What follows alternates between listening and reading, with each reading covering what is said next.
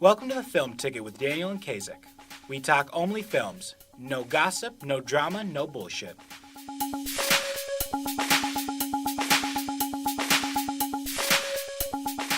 Well, welcome back to the Film Ticket. I'm your host, Kazek Israni-Winger, with Daniel Roers and our producer, David Hinman.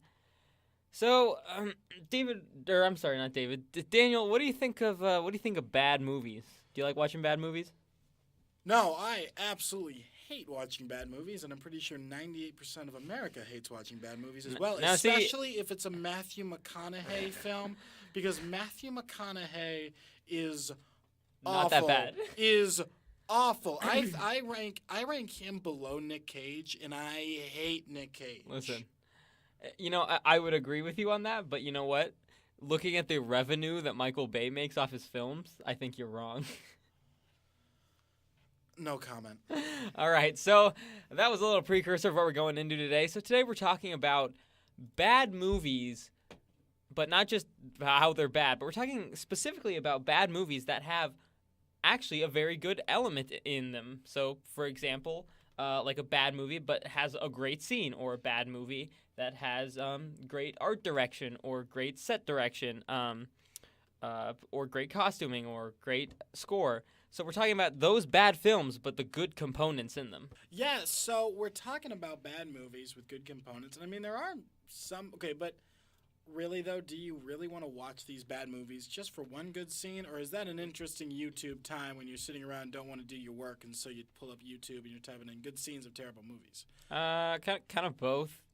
I mean, Because, so sometimes these scenes or these components of the film make it worthwhile.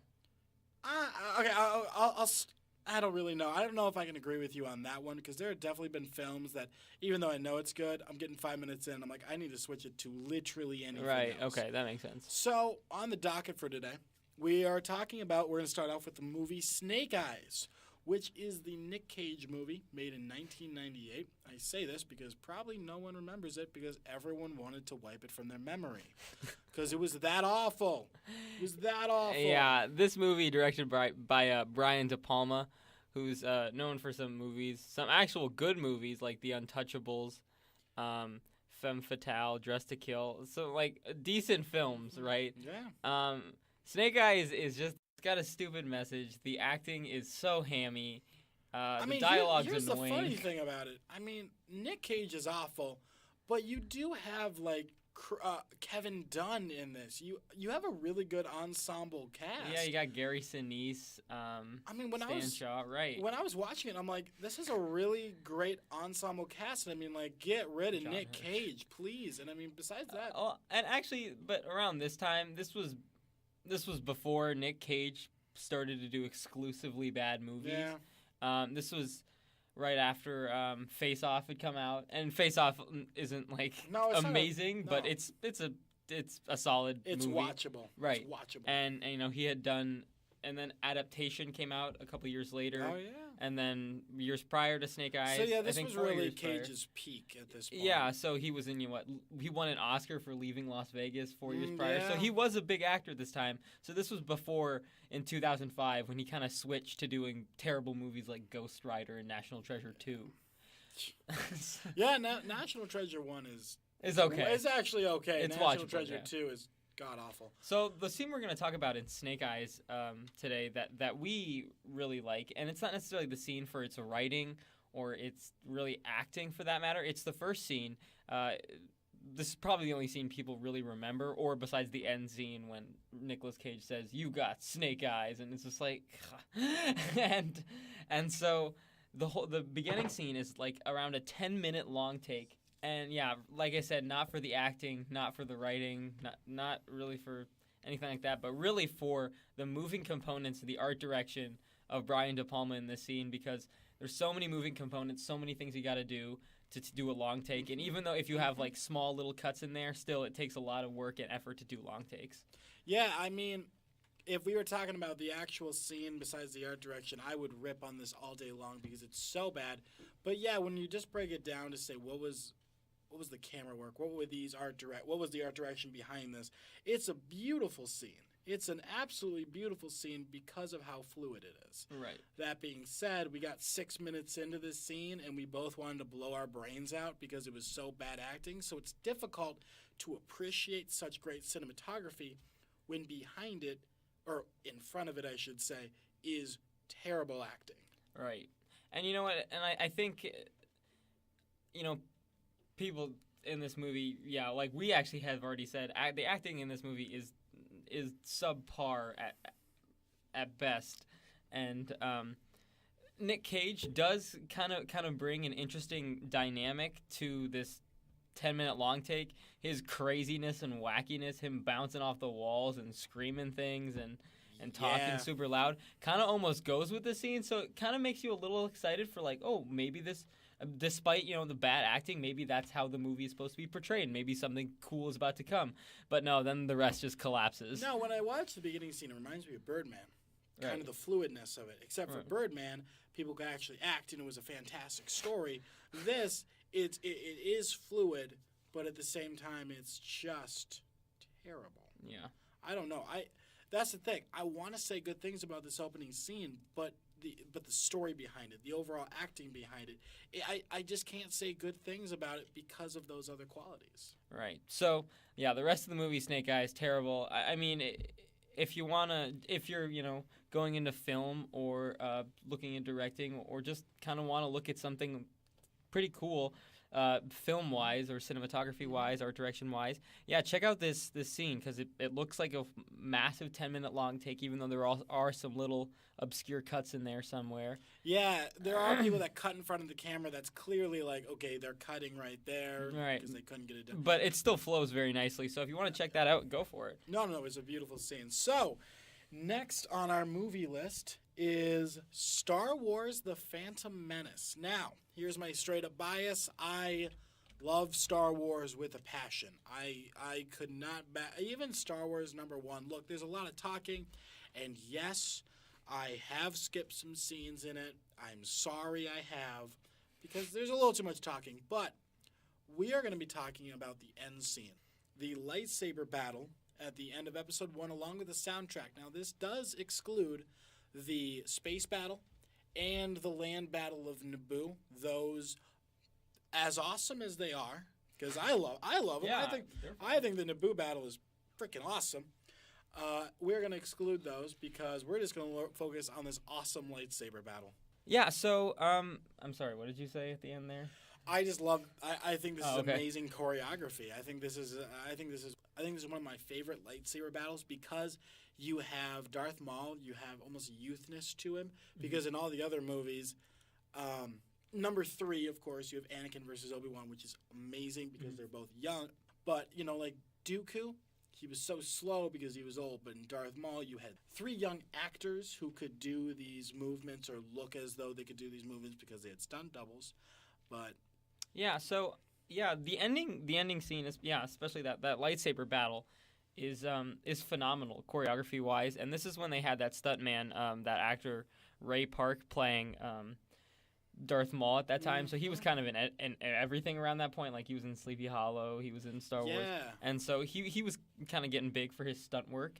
And the stunt work is absolutely spectacular in that final scene. And really, from the original Star Wars films, the original trilogy from the 70s and 80s, the choreography wasn't necessarily bad, but it was almost just kind of 2 people hitting lightsabers. Yeah, they really couldn't do a lot. And then, of course, you had to deal with, the situation of, you couldn't really move a lot with Darth Vader because of how big it was. So there were other factors, but you couldn't really do a lot with those. So I think number 1 was really them exploring what really can we do. But then I think they dropped the ball. I know I'm going into other movies, but they really dropped the ball in number 2 with having, an old guy battling, which I thought was awful, but I still like Dooku. But if we look at number 1, I think they were exploring what they could, and I thought they did it really well. Right, because, like I said, in the originals, it's basically just them tapping swords and a little bit of Vader or Luke using the Force. Yeah, but in these ones, they really use the Force to their advantage. They use it in the battle. They don't just use it on passing. Yeah, they do. They make it part of their fighting style. Right. I really do enjoy exactly. That. Yeah. And so the other part we want to talk about this is the score at this part too. So not only is there beautiful choreography, but there's also an amazing, intense, fast-paced score that goes so well with the action. Yeah, it very much undertones the dramatas that is going on, and I mean, like, it's so well timed that everything. Like at one point, remember when Qui-Gon hits Darth Maul, he hits on the platform, and then there's like the trumpets going off, they're like and he falls down. Like, oh, I love that, just because the music is so well timed that it's perfect. It's beautiful. And you remember the scene? Now we're just recounting scenes we like. You remember the scene when Obi-Wan Kenobi's on a lower level than Qui-Gon Jinn, and then he's looking up at them fighting, and what you hear in the background was literally stuck in my head whenever I watch this film was the da da da da da da da da da da. I would leave that, or even just like randomly, I'd be working on stuff, and be like da da da da da. Right? Yeah. No, but here's a funny thing. I was reading about this. So Darth Maul, when he got the call that he was going to be Darth Maul, he was driving. I think it was actually a text message. Don't text and drive. I think it was like a text message. So he had to physically pull over his car. Oh, good for him.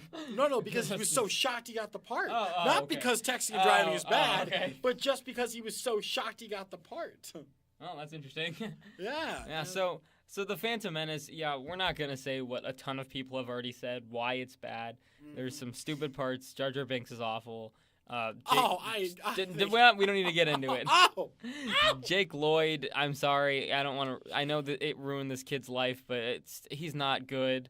There's too much dialogue. No one cares about the political crap. But in my opinion, especially when I was a kid, that end scene would really save the entire movie for me. Oh yeah, and I think real. You know what? People cried when Qui-Gon died. Right, I was upset. I cried my eyes out because I'm like, this guy is really sad. The best meme I ever saw was when boys cry, when it's Luke when it's Anakin getting burned alive, when other kids cry, when it's Luke getting his hand chopped off, when men cry, when Qui-Gon dies. Right, because we were all crying because Qui-Gon was like one of the few actors that was actually good in this movie. And then he was like the father we all wanted. Right. So Star Wars Phantom Menace, not a good movie. Notoriously known for not being a good movie. But overall, that last scene is beautiful. So Nick Gallard was the stunt coordinator for Episode 1. He's known as the Swords Master. He had a huge role in like making that scene the way it was, just like working with all the actors and working with like Ewan McGregor, Liam Neeson, and Ray Park. He was Darth Maul. Right. And Ray Park actually did all of his own stunts, right, and that's a big stunt, this scene alone jump started his career. He's been in a lot of stuff that maybe a lot of people don't know. Like he was Snake Eyes in the G.I. Joe movies, I don't know if you've ever seen the G.I. Joe movies, but like the action scenes with Snake Eyes in them are all really cool. I can't remember if it's the first or the second one, but like he's like on a mountain and he's running along the mountain, he's fighting ninjas. Yeah, it's all really cool stuff. And like he just kind of like was like, hey, I want to know how to jump really high, and so he like learned gymnastics, and he's like, and also learned ballet, and he just like. He was working on stunts at the time, and they immediately were like, we need to get this guy. And it was just, it just sort of like, it was really cool how it just sort of jump-started this guy's career. Ray Park was really big around that time. Oh, yeah. All right. So that was a little goodness from our producer, David. So we are going to move on to the iconic, the classic, the amazing, Pearl Harbor. I hate Pearl Harbor. Not the event. I was so excited. Okay. I hate the movie Pearl Harbor. I was so excited. I was 13 when I first saw this movie, and I was like a huge history buff, and I was like, ooh, Pearl Harbor. This sounds like an awesome movie. Like it looks really good. And then I watched it, and I was like, oh my god, I'm so disappointed. Yeah, Pearl Harbor is probably it one of my heart. Yeah, Pearl Harbor is one of my least favorite movies. Michael Bay just butchers. He dropped the ball. Yeah, he butchered. Well, I mean, always. And Ben Affleck. This is when he was in his annoying "I'm Ben Affleck" phase. Yeah, wasn't this right after like Good Will Hunting? Yeah, and we all know he didn't really write Good Will Hunting. No, it was really all Matt Damon. He was just like, let me put my name on that. Hey, buddy. And then Josh Hartnett. This was before Black Hawk Down. before everybody liked him. this Kate Beckinsale, so whiny. Look, this movie did sucks. like okay. Pearl Harbor. Can we go on about how it's? I don't know. Pearl Harbor. Here's the thing that bugged the heck out of me. It was just like there was no historical accuracy. Right. They focused way too much on the relationship, Right. and not as much on the actual facts of what was going down. Like if they would have focused on the facts, if they made it more of like an FDR focused, how great would this movie have been? Because, like, Or it's, even just more than like 2 pilots, like Right. make it Yeah. about like a bunch of different It's- people. Yeah, there. And yeah. then like How there's all of their variation. lives were affected by This- this event. But instead, Michael Bay went for, I'm going to see if I can make a disaster romance movie, which Titanic had perfected, 4 years prior to this.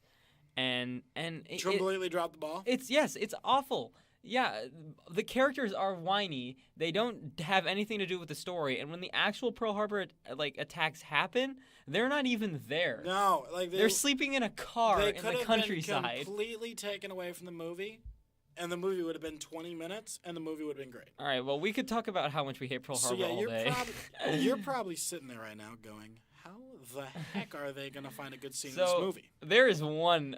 Honestly, this scene in Pearl Harbor always gives me goosebumps, and this is the only one.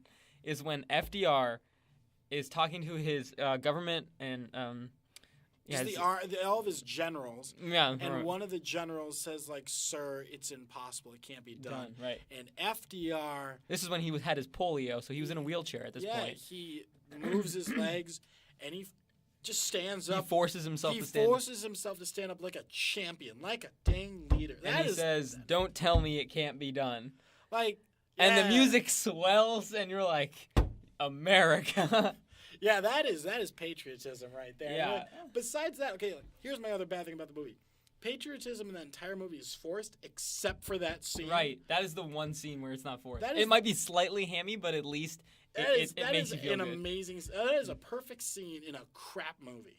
Right. Because Pearl Harbor is offensive to the people a part of it and to America. But that scene, it doesn't redeem the entire movie, but that scene really shows how much the federal government was really, they didn't know what to do after Pearl Harbor because Yeah. it was such a devastation. This is the only scene that conveys that devastation between the people. Yeah, and I mean, The rest of the movie does not do the that. acting. I don't think it was actually historically accurate though. I don't know for sure No, if FDR. I I yeah, don't think. No, who none cares of, I about don't that? think. I don't think that any of the movie is historically accurate. Right. But it's just an amazing scene. Yeah, I don't think that part's historically No, I accurate. don't But think at it least it shows the real, that like a similar devastation to what people were feeling. But it also shows the realness of FDR. Like even Right. himself in real life, it does show how awesome he Who was. that is. It shows how amazing, how much of a good leader he was. And I think we can go on about historical accuracy. We could go about how great FDR was, how bad this movie was all day. So really, this scene, okay, saved the movie. No, Did it say- no, this one did not save the movie. I don't think it could have been saved. Like, the Star Wars one could save the movie. No, this one could not be saved because Pearl Harbor was literally terrible every single minute except that one. I would say it saved like the previous scene because like the previous one, if I remember right, it's been a while, was like the actual bombing. I thought the actual bombing of the place, even though the main characters Actually, were yeah, alright. the bombing actual the bombing bombing- isn't that bad. No. Because Michael Bay actually shows restraint. Yeah. Yeah, he could have had a lot more explosions. Right. So the bombing itself isn't that bad, but then what bothers me is during it are how some of the Marine members are like, I can't swim. And it's like, Yeah. that is Oh, so yeah, I remember offensive that. Like, because, what do you mean? you're on a saying- naval base, Right, Yeah, buddy. it was, Yeah. it was offensive. So stupid. I don't know, partly racist. There is Oh, yeah. And weirdly, at the beginning of that movie, like, Michael Bay tries to show the Japanese as like people who don't want to be a part of a war, but then like the latter half of the movie he like forgets it completely and Yeah. is like they're all evil. And then it's just like you forget, he threw away the entire economic climate. He threw away all of these other factors that played along Right. with like really their mentality. Oh my gosh, I'm sorry. We keep going off on Right. this movie. It's And, just, but yeah, it's so so bad. the FDR Roosevelt, the Roosevelt standing up while speaking to his government officials is a fabulous scene, but it does not save the movie. no, there's literally no way. So now our final film is Spider-Man 3. This would be the Tobey Maguire movie. And This movie is pretty bad. This out of like the top. I think it was like I read this in somewhere. Out of 6 Spider-Man movies they've made, this is the worst of them all. Really? It is the worst. Not Amazing Spider-Man 2. Not Amazing Spider-Man. That was 5th.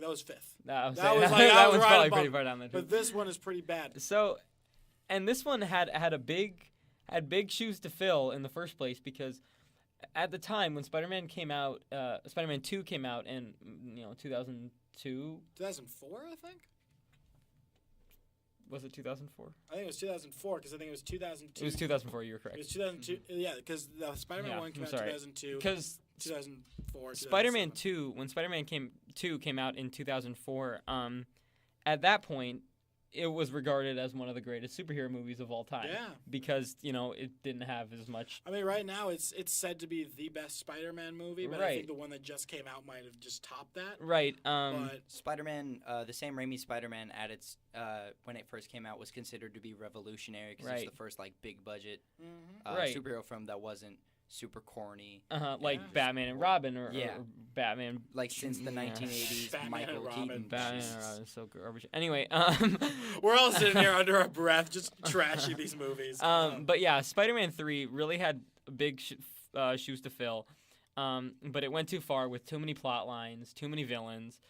Tobey Maguire crying too much. The love scene between Kirsten Dunst being annoying. Yeah. Oh, and then just like the Harry trying to just like there were so many plot lines with just Harry alone. James Franco just there, and you're like, what is going on in this movie? I don't know. And then the scene when he's walking down and he's like, dun, oh yeah, like there's so. And then, you guys know what I'm talking about. His extra girlfriend and like all. Oh yeah, the Gwen Stacy girlfriend. Yeah, I don't. There were so many plot lines. That could have been like 2 films. There were so many. Anyway, but so the good part we're picking out of this is not the scene when he's walking down the street pointing at all the girls, and all the girls are just like, well, the heck, what are you? Although that scene is probably one of the most revolutionary scenes ever put to film. No. The scene the scene we're talking about today is the scene when the Sandman, played by Thomas Hayden Church, becomes the Sandman. So when Flint Marko is running away from the cops, prison guards, right, and he ends up in a testing facility for some science experiment. And although the testing facility thing is stupid, that plot point where hey, there's something it's in probably there. a bird. Probably a bird. It'll fly Let's not out. mention that. There's a change the in the Silicon context Valley. around the story around is awful. It's not good. However, But I'm sorry. Go ahead. No. You were starting. When he is in the experiment, and then when it shows just the granules of sand, and it slowly backs up, and it's basically silence, and then the music starts to swell slightly, and he starts to look at himself and see what he's become, and feels. He looks at the locket. Right, he looks at the locket of his daughter, and it's and it slips through his hand or something. There was that first momentary, just what am I? The realization that all that, and then grabbing the locket. I mean, I watched that again a couple minutes ago before we started this, and it gave me the feels. I didn't have to see the rest of the movie. Just that. I mean, of course, you have to know the rest of the movie to get those feels. But just grabbing that locket and slipping right through its fingers, I mean, I was right. Yeah, this is brilliantly directed by Sam Raimi. If Thomas Hayden Church, I don't know if was he actually there in that scene, or was that all CGI? No, I think it was all CGI. Yeah. If anything, it was a guy in a green suit. If it was Thomas Hayden Church in a green suit, then that was good acting. If not, well then whoever designed kudos that, to those, whoever was working with that. Yeah, to the animators doing the CG that's great to make it look like how devastated, and even when he's sand, and you can't really tell his expression, but you can tell how torn up he is. Yeah, when he first raises out of the sand and there's the V in his head. Right.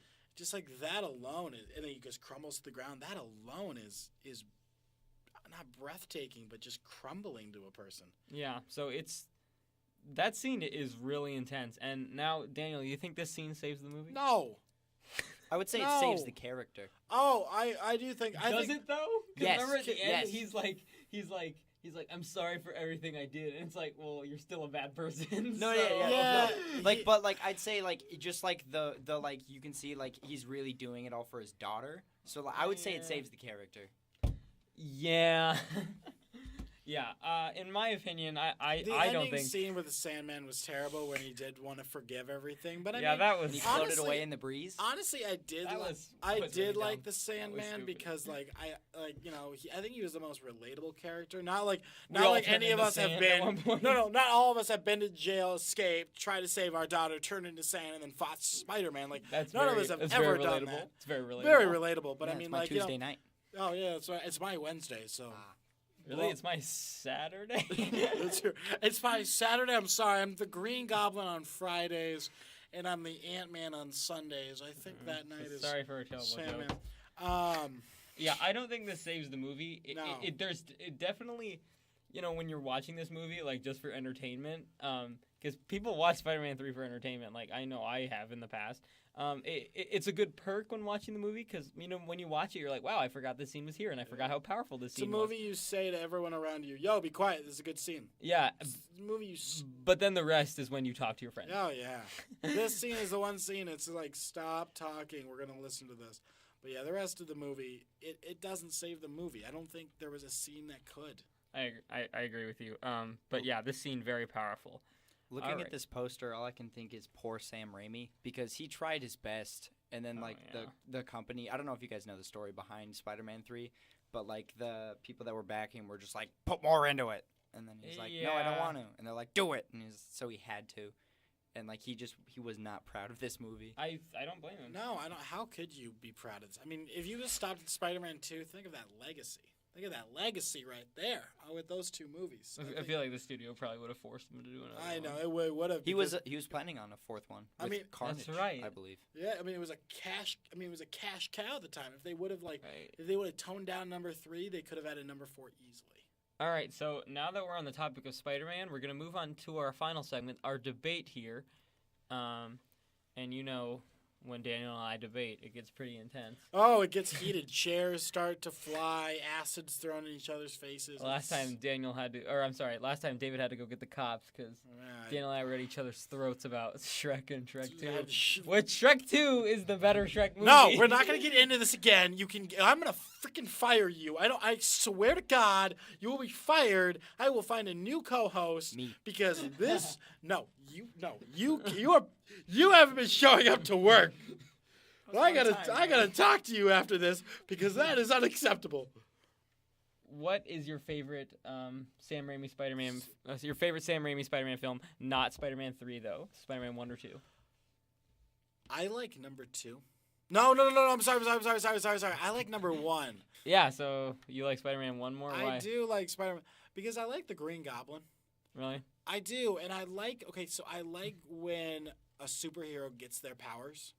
I think that's fascinating. I think at the start of the film, they're just a normal person, and all of a sudden that transition happens, and then I like that. And then I do enjoy the Green Goblin. I think out of all the Spider-Man films, he is my overall favorite villain, just because I don't know why. I just think he's not. I mean, of course, not relatable in any way, and I don't know. It's the voice. I think it is the voice, and I think it's just like that flying. Like he's flying, he's awesome. The suit is.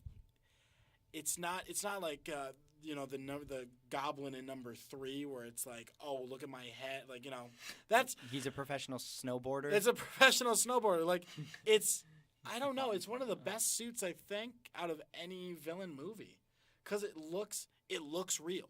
Every other one looks CGI'd. It looks It looks like it wasn't homemade. This suit it all looks legitimate. No, that's what kind of throws me off. Actually, so your argument for Spider-Man 1 is the Green Goblin.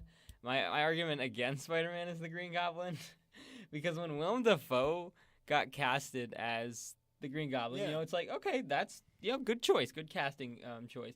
But Willem Dafoe, he's fine as the Goblin, but he definitely goes way overboard. It goes a little too overboard. And I'll especially give the you that. scene when he gasses Spider-Man and he's like, sleep. Oh, come on. That was awesome. He was a... That part is so weird. And then is. Spider-Man wakes up and then Green Goblin comes over and he's like, "Well, here's the real truth, hero," and slaps him upside the head and then just like leans next to him like they're That was awesome. Like they're two I think guys at that's a water cooler. I think that's an awesome scene. You're just like, what is this movie? Because look, you're really showing the character. You're showing how messed up he was in the head. That I mean, like, even though I hate you, we're buddies, we're pals, we're friends. What? So yeah, Spider-Man 1 definitely had the comic book feel. Oh yeah, and the burning building was just fantastic. Like the going in there, like him. Oh my God! Someone help me! It's like, ma'am, where are you? Oh my gosh! I don't know where I'm I going. can't believe you're using that to defend. It's awesome. Okay, It's awesome. Spider-Man 1 definitely went for the more comic booky feel, and seeing that Sam Raimi in the past has directed actual serious films, you'd think that maybe he could go the serious route, but he really went the comic booky route. And definitely Spider-Man 2 is also pretty comic booky, but Spider-Man 2 I think has the better balance between a comic book movie and a serious standalone film. Okay, let me ask you a question though. Okay, so this was really the first live action Spider-Man film. Okay, wasn't it? Well, there's a Spider-Man TV show From like the 70s. Yeah. Okay, so this in like, Japan. It was like so 8 this is the episodes, you know, this is the first modern live action Spider-Man movie. film. Yeah. As a kid growing up, if you were reading the comics, what would you have wanted? Would you have wanted a comic book movie, or would you wanted like a more of a realistic, or like a combination of the two? Because if I'm growing up reading those comics, learning about it that way, I want the movie to be a transition of what I already know. Mm-hmm. I want it to be that comic book base, and then when that did well, then you could start bringing in that realism. But see now the original Spider-Man it definitely had a comic book feel, but it didn't follow the comic book. That's true. He liked Mary Jane. Mm-hmm. In the comics at first, originally he liked Gwen Stacy before she died, spoilers. And then but Spider-Man 2, I believe the correct grammar is spoilers before she died. sorry. Get your grammar right. And Jeez. so Spider-Man 2 I think had also better action sequences, better writing, although the writing is pretty hokey in all of them. Yeah, the writing is pretty bad, but really, how well can you do with writing with a superhero movie? Well, pretty well. Have you watched the Dark Knight films? Yeah, that's true. That's where you got me. However, Christopher Nolan is amazing. He's a god. But Sam Raimi is also a great director and a great storyteller. So yeah, Spider-Man 1 I still like it, but I think Spider-Man 2 is better just because it really balances realism and the comic book tropes that the original one had. And it just balances them to a better basic, and I just think the second one's more entertaining because the action sequences are a lot more slick. You can tell Spider-Man swinging around isn't CG. You can tell that it's not just, a robotic figure that they just made off a computer. So I agree with Daniel on this one. You like Spider-Man 1 better? Yeah, I think so. The first. Does Daniel agree with Daniel? Does Daniel agree with Daniel? Spider-Man 2. I mean, Daniel, do you Spider-Man agree with 1? Daniel? I don't know. I think he does. We're good.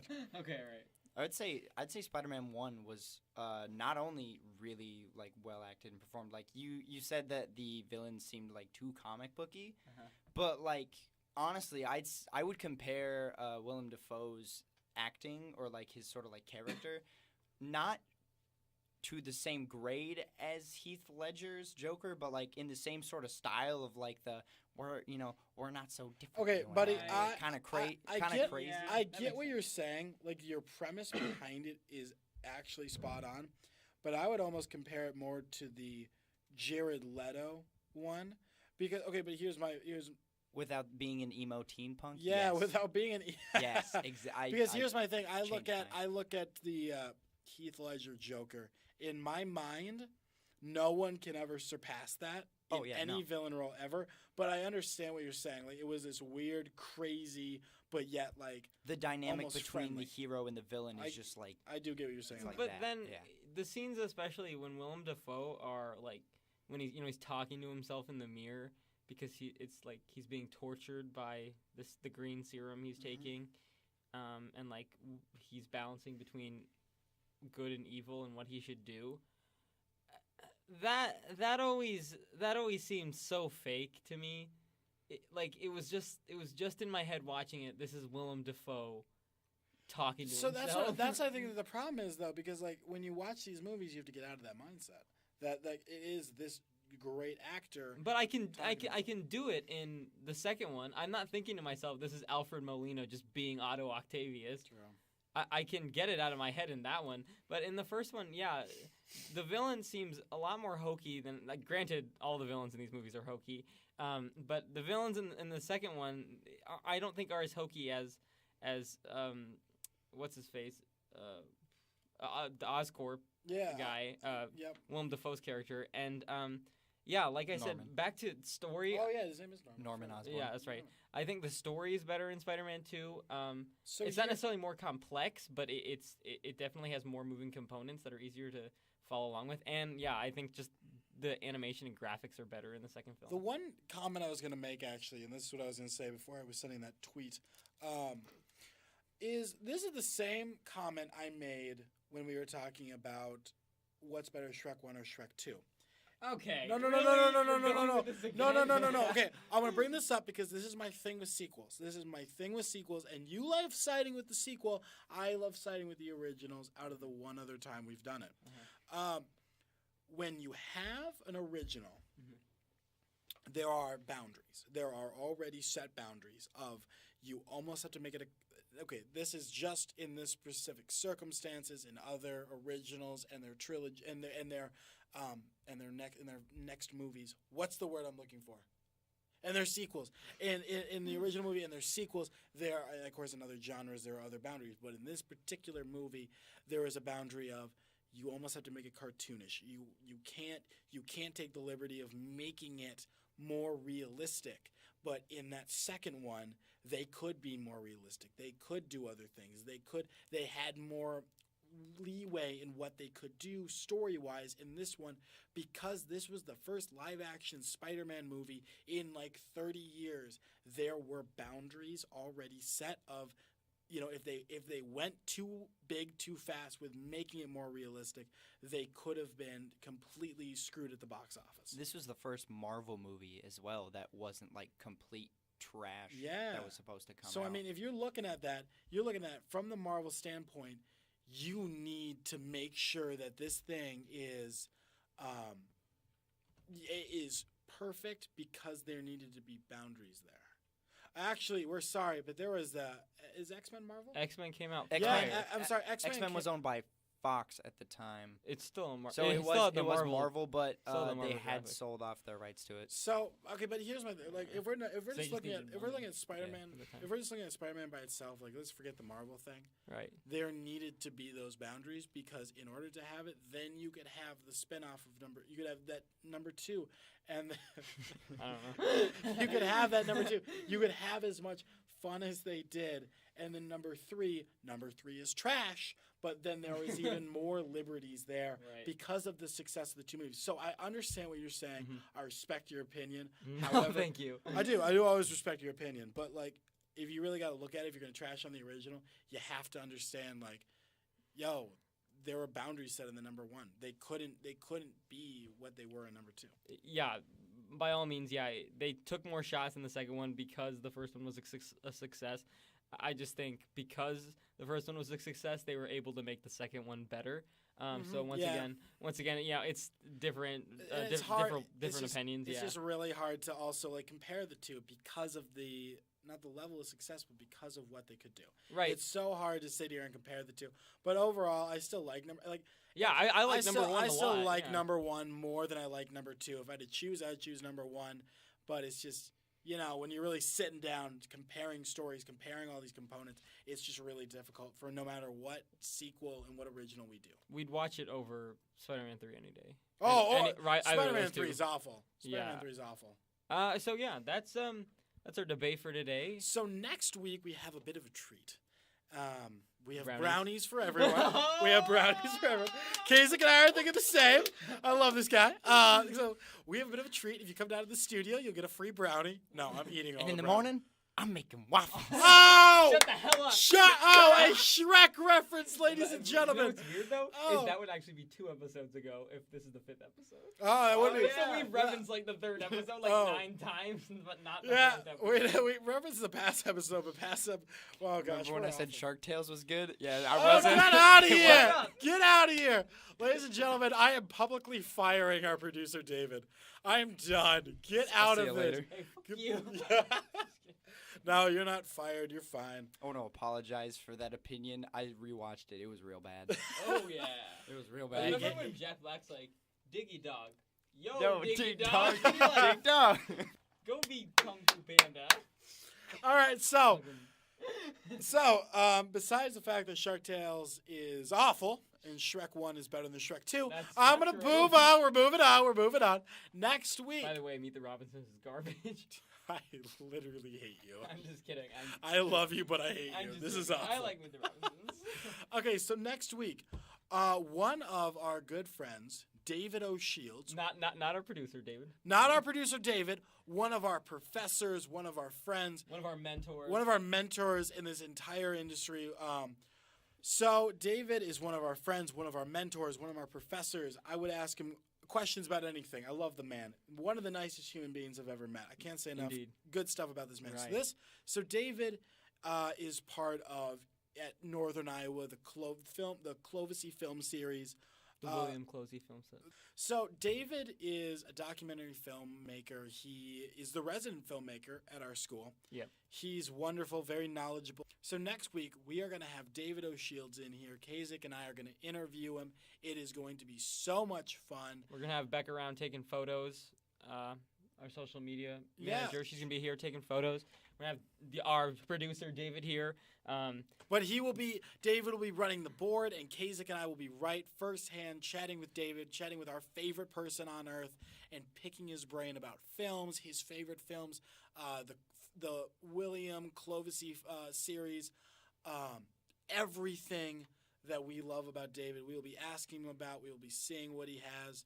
And we'll just sit down and talk about some good old-fashioned films. Good old-fashioned films, and the man is so smart. He's very He's intelligent. so smart. He's so intelligent about it. So tune in next week because I think you guys are going to absolutely love this conversation with David. Right.